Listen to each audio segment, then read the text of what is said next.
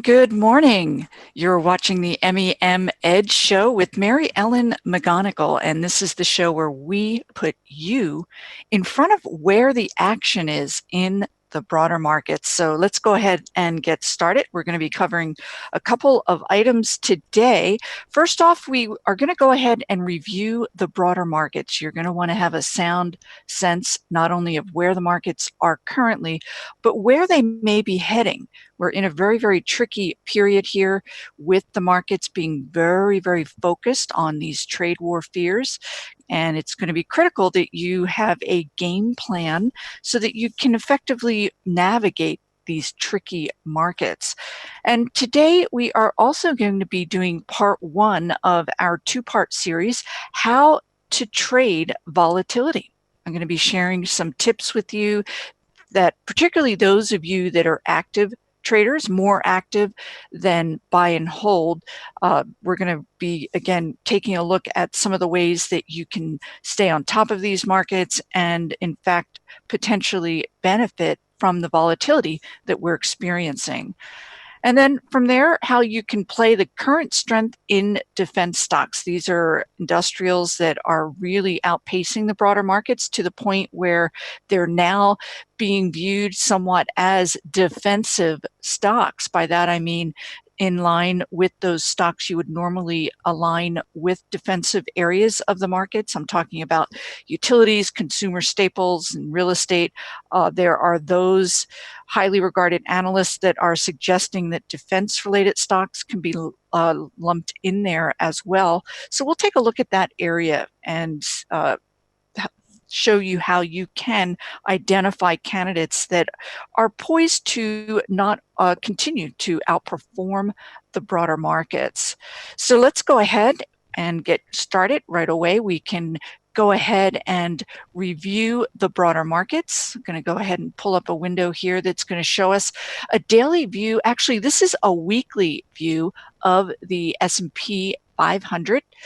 And each bar here is representing 1 week of trading activity. Now, for those of you that watch the show on a regular basis, normally I'm going to be pulling up the daily view of the S&P 500, and we will go ahead and drill down and transfer over to the daily. But for today's work, I want to show the weekly, and the reason is very simple. When you are looking at charts, whether it is individual stocks or broader market indices, the longer term chart, by that I mean a weekly, even a monthly, the longer term, the outward looking prognosis that you can determine by viewing.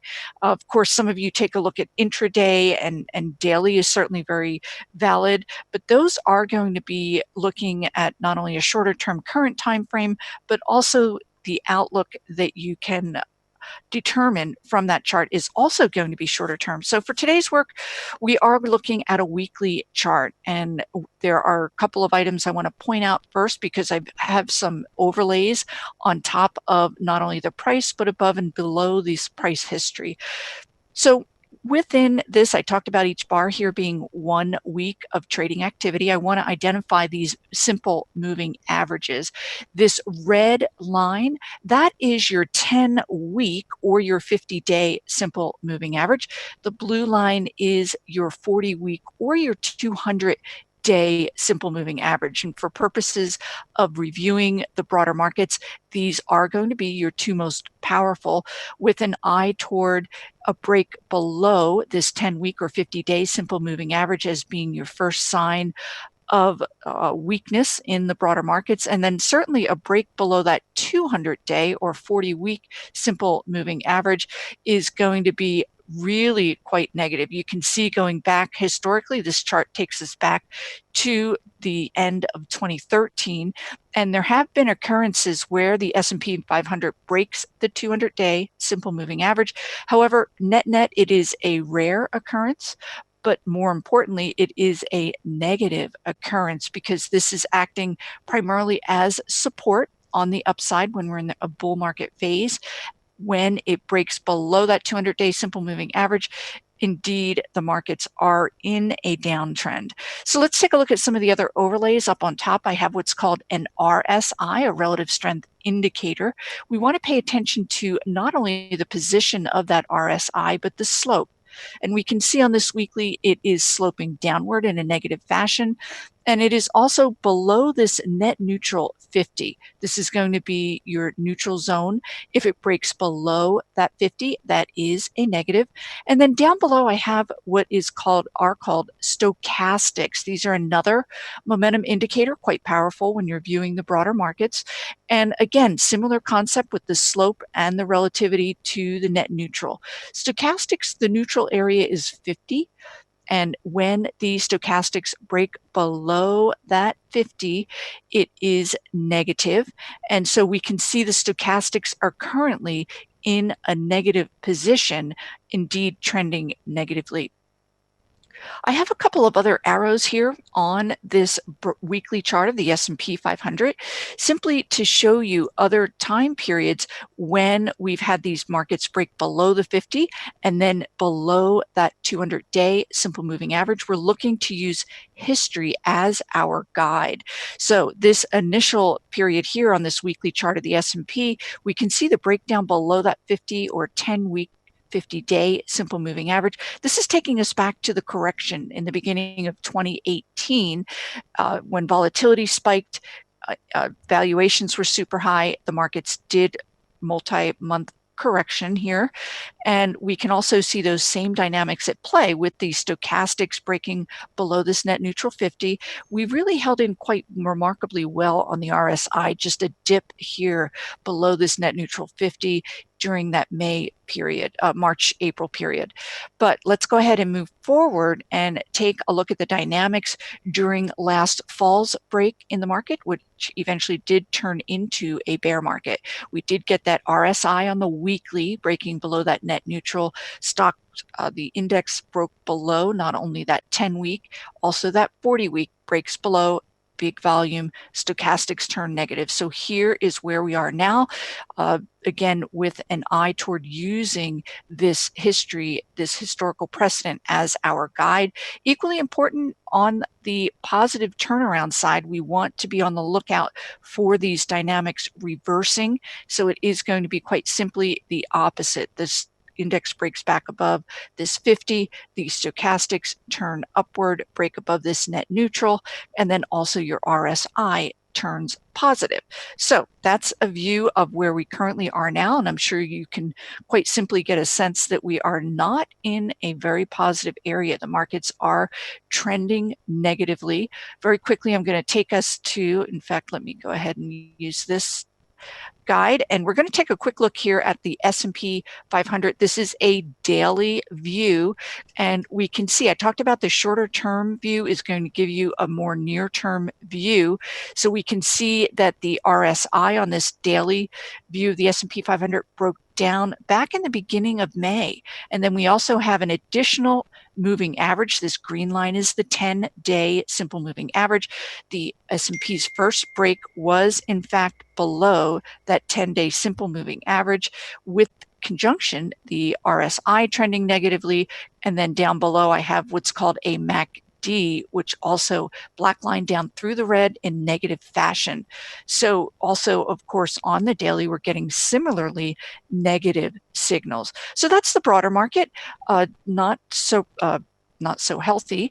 But let's go ahead and drill down even further and take a look at various indices, broader markets, sectors, and get a better feel for where the real weakness is in the broader markets. This is the candle glance view. These are 2-month thumbnail shots of these various indices, which you can populate at your will. It will pre-populate this for you. You can access this from that initial chart page from stockcharts.com.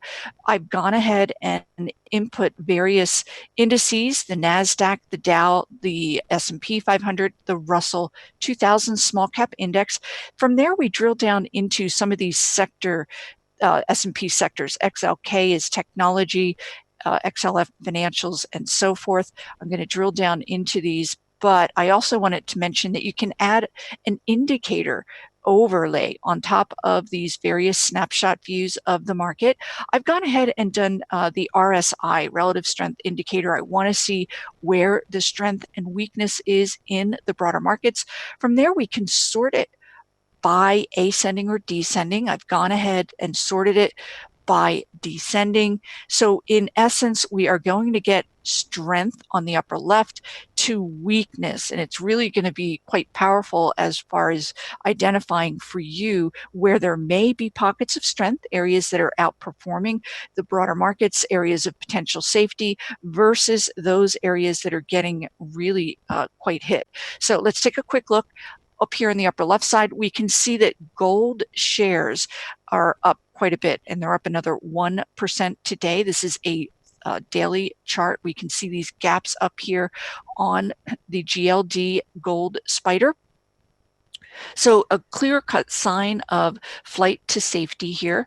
But as we drill down, we can see the three leading industry groups in the forefront are those defensive areas. This is XLRE, real estate, utilities, staples, and so on.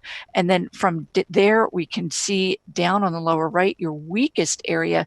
This is the yield on the 10-year bond, which has really been dropping. We're down to about 2.1%.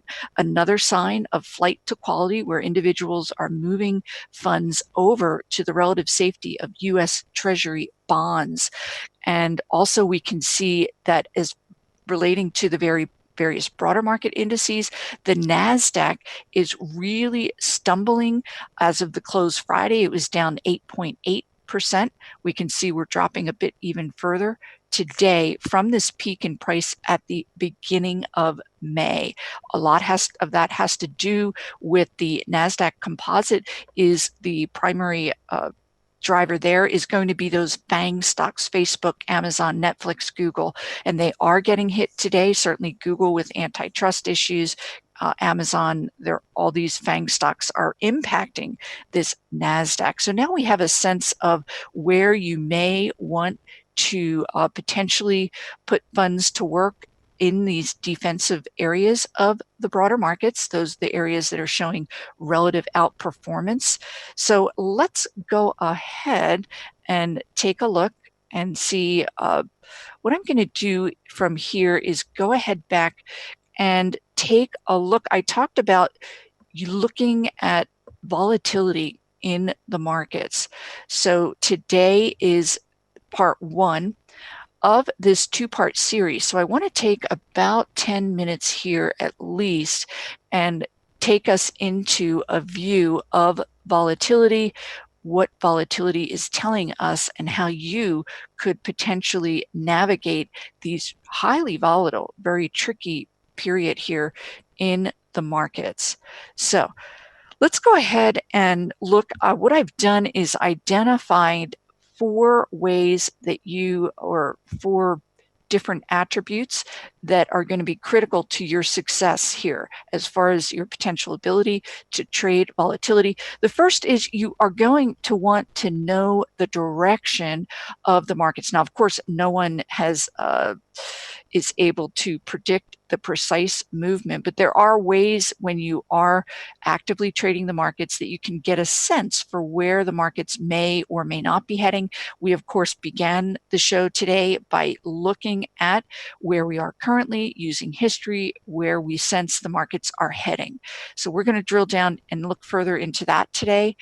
You're also going to want to use historical precedent to create your game plan. We've covered a bit of that today already. Now, this third item is something I was going to wait until next week to review, but I really feel that it is one of the most critical components, not only in trading during volatile periods, but in general. You are absolutely going to need an exit plan in your trading simply because preserving your profits is a very, very critical component. So I'm going to go ahead and review some stocks, help you put an exit plan in place so that you can know when it's time to go ahead and cut those losses. Also, it is going to be really quite helpful to you, and this is something that I would urge you to do going into next week's show. You're going to want to have a list of stocks that you're familiar with. Now, I know that sounds rather contrite, but it is a very important component, again, if you are a more active trader. So what you can do quite simply is take a look. We can view, I'll show you today some ways that you can start to put a list together. And this is a list that you're going to want to stay on top of. Look at, I'm not suggesting that you sit in front of your computer screen, but have a good sense of how that stock trades relative if the markets are down. Does this stock tend to trade in contrarian fashion, and so forth. So that's going to be another way that you can successfully trade these volatile markets. So I talked about looking at little frog there, pardon me. I talked about looking at and defining ways that you can get a sense of where the markets may or may not open. And one such way is really quite simple. That is taking a look at the Asian market. What I have up here displayed is in red. It's called MSCI. This is the Morgan Stanley China ETF. And the Chinese markets, they close at about 3 a.m. So the markets are already going to have done their thing, so to speak, but they are going to lead the U.S. market. And what I've done too is overlaid the S&P 500 on top of this very same. And hopefully you can see it's not exact, but there is definite synergy between how the Chinese market opens, how they close, and how they act during a given day, and then how the US markets respond. So it's not an exact science, it's just one item that you can put in your tool belt, because what I did want to point out to you here, this particular chart is from last Friday. And what I wanted to point out to you is on Friday, MSCI actually traded mostly up for the day.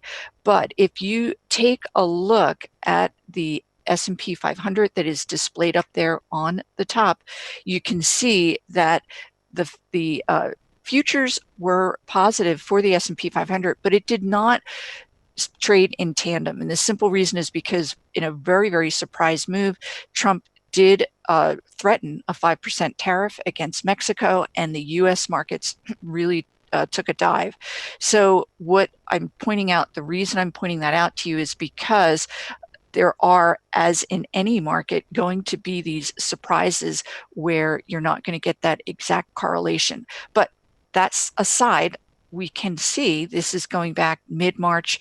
China's market did close to the upside. The S&P did so in a very similar fashion. So this is one thing that you can do quite simply before the open. Take a look. How did China do? It oftentimes will be a precursor to the US markets. Another index that you can take a quick look at, this is VGK Vanguard. It's their Footsie Europe ETF, and it's a very similar concept where the European markets can often be a guide as to how the US markets may open. This is the S&P, this is the European VGK ETF. So that's another tool that you can have if you are an active trader and you are looking at the markets prior to the open.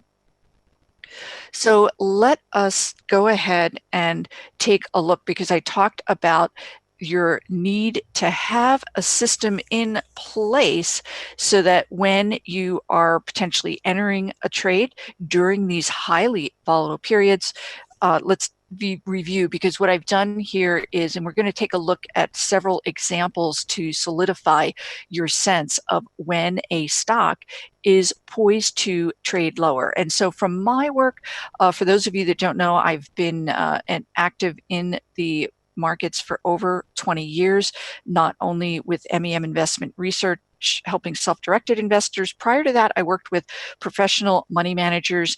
These were the same techniques that I worked with them. So over years and years of viewing charts, many, many charts over each day, each week. So these are the indicators that I've found to be really quite useful as far as identifying stocks poised and are breaking down. So the first item is the RSI, and we talked about that with relative to the S&P 500. You do not want this to happen, but if you see this RSI break below that 50-day, that net neutral 50, we talked about that moving average convergence, divergence. We are going to get into examples here, but that signal crossover, the black line below the red, and if the MACD goes below that net neutral 0, and simple moving averages are really going to be very, very powerful. Again, as we get into these examples, you'll see, and there is one key characteristic that works very, very closely with each of these negative technical characteristics. And that one key characteristic is volume. If you see these indicators, the price moving below, on volume, that is really going to give you the confidence to know that it is time to exit that stock. These characteristics are very, very powerful. If you can stay on top of this, they are also very effective on every single time frame of your chart.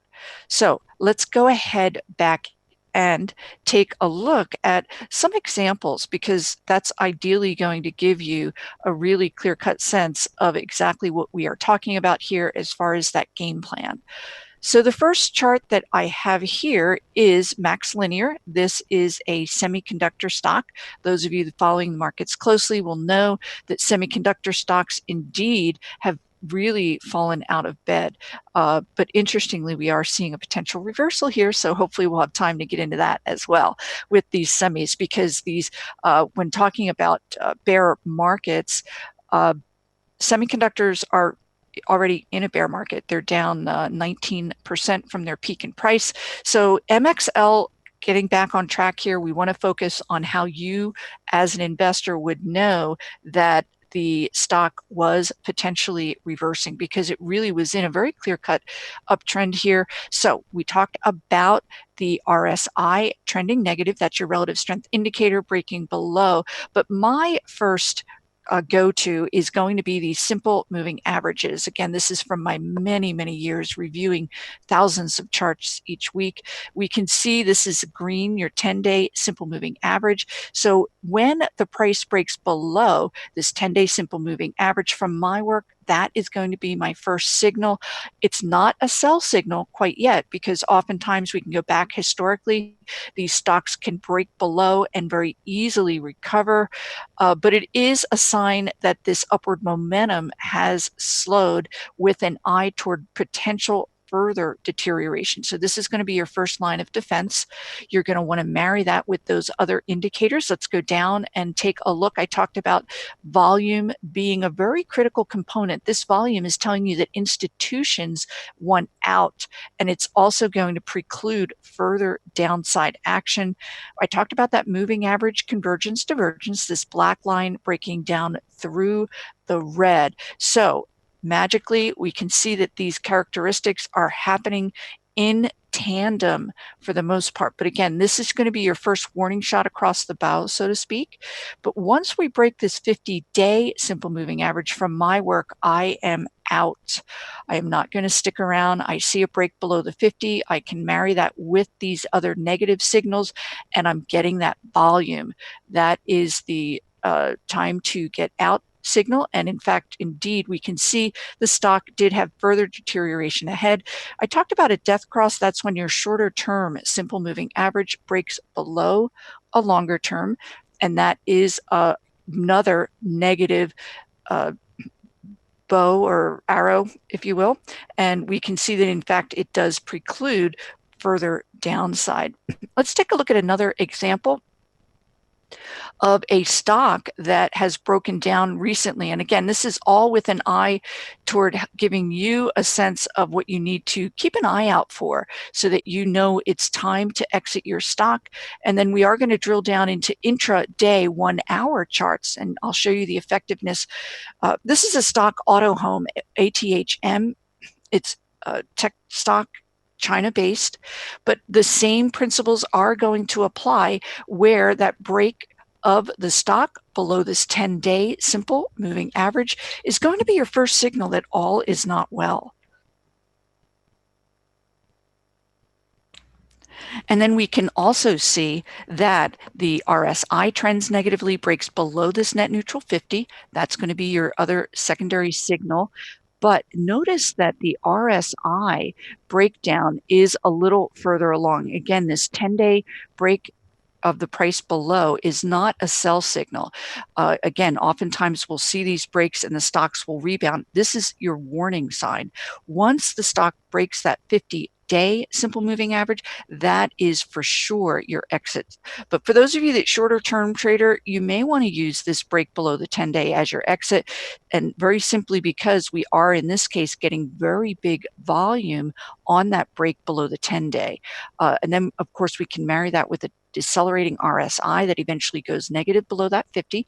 And then we talked about the moving average convergence, divergence, black line down through the red. That's your negative signal that you can marry with. Let's go ahead. I'm going to take a look at one last example because we have a couple of other things to cover here. So let's take a look at Google. This, of course, is a very relevant stock given today's action, but we can see this is this gap down 6% today. But take a look at all the warning that we got ahead. This stock, this is a daily chart of Google. We can see this gap down. This was on earnings. The company disappointed.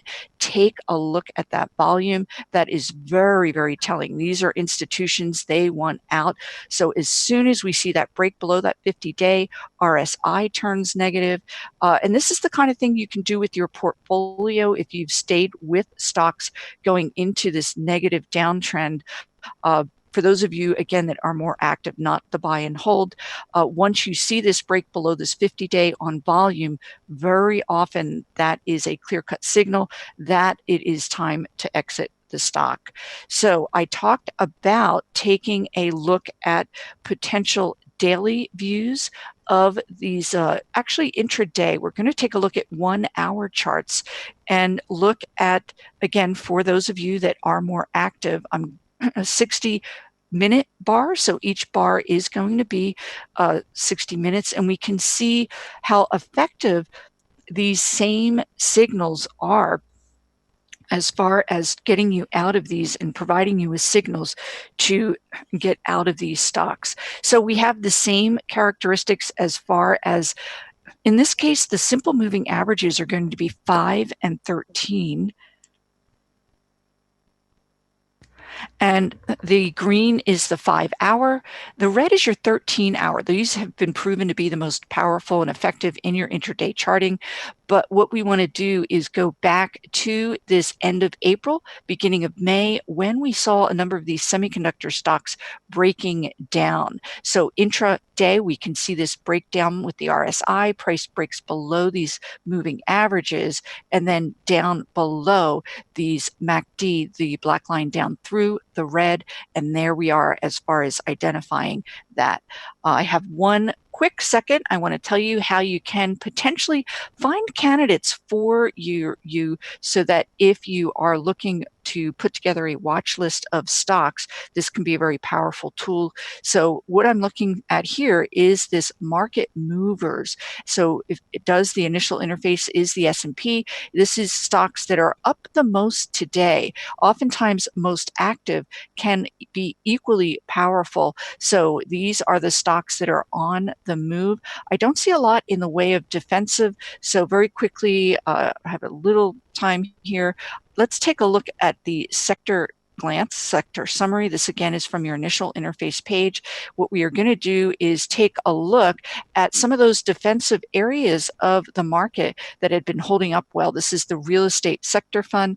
I have about a few seconds here, but what you can do from here is go ahead and look at some of these REIT stocks, sort it by Scooter. This is your technical rating, and this is a wonderful area to shop. I'm going to leave it at that.